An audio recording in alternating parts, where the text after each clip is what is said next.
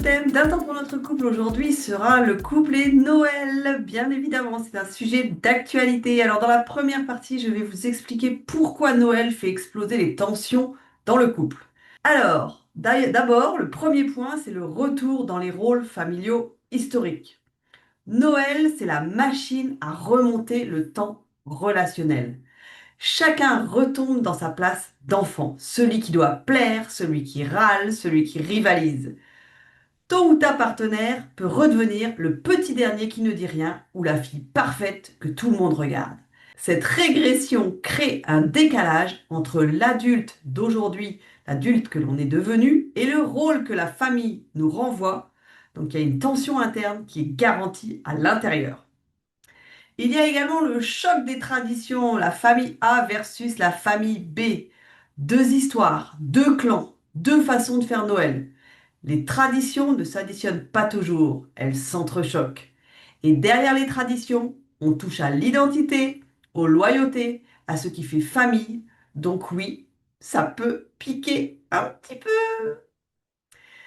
Le troisième point, c'est le mythe du Noël parfait.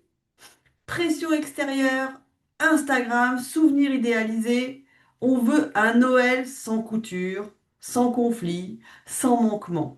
Sauf que cette recherche de perfection est souvent une tentative inconsciente de réparer quelque chose de plus ancien. Résultat, stress, irritabilité, frustration. Quatrième point, les blessures d'enfance qui se réveillent. C'est le grand classique. Un mot, un regard, une organisation déséquilibrée, et c'est toute une mémoire affective qui remonte.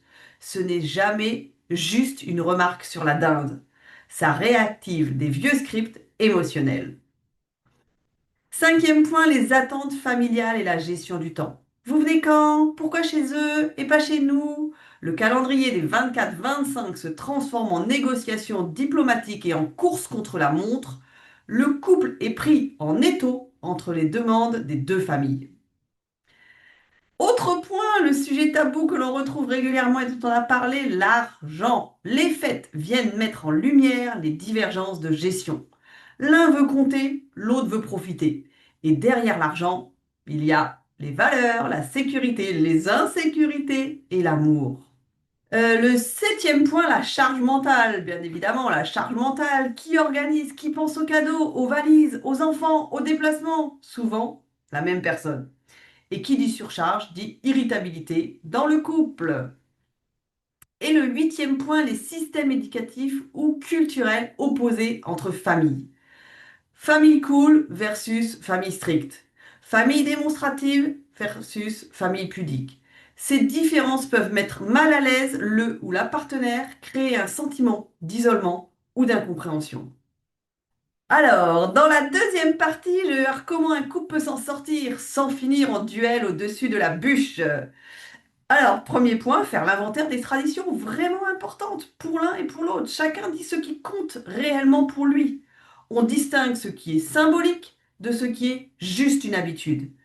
Puis, on construit nos traditions de couple, celles qui nous ressemblent.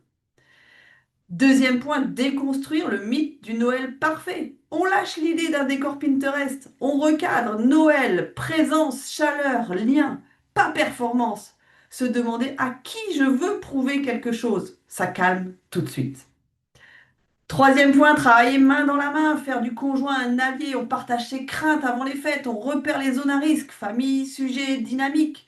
On prépare un plan de secours. Phrase de secours, signaux pour demander à sortir prendre l'air, soutien mutuel. 4.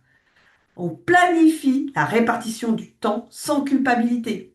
On anticipe, on alterne si besoin, on décale si c'est trop chargé. Le cœur des dispositifs, le couple reste le premier cercle à protéger, pas les convenances familiales.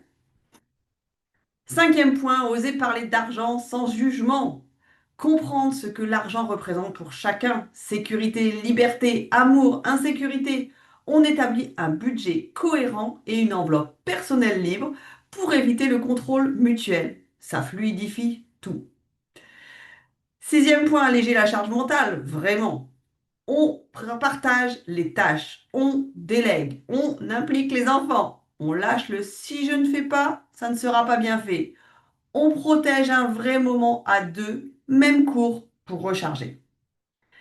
Et septième point, on pose les limites face aux familles. On définit ensemble ce qu'on accepte, ce qu'on refuse, ce qu'on limite. On s'équipe d'un petit code secret pour se sauver mutuellement dans les situations tendues. Une complicité qui transforme un moment pénible en anecdote marrante. Et le huitième point, cultiver le second degré et le lâcher prise.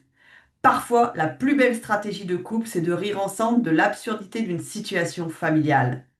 C'est ça le signe d'une équipe solide. Voilà, c'était un temps pour notre couple sur la période de Noël, pas toujours facile. Toujours, la communication est au centre du couple et de votre partenariat. Et je vous souhaite de bonnes fêtes de fin d'année et je vous dis à très bientôt pour une nouvelle vidéo sur un temps pour notre couple.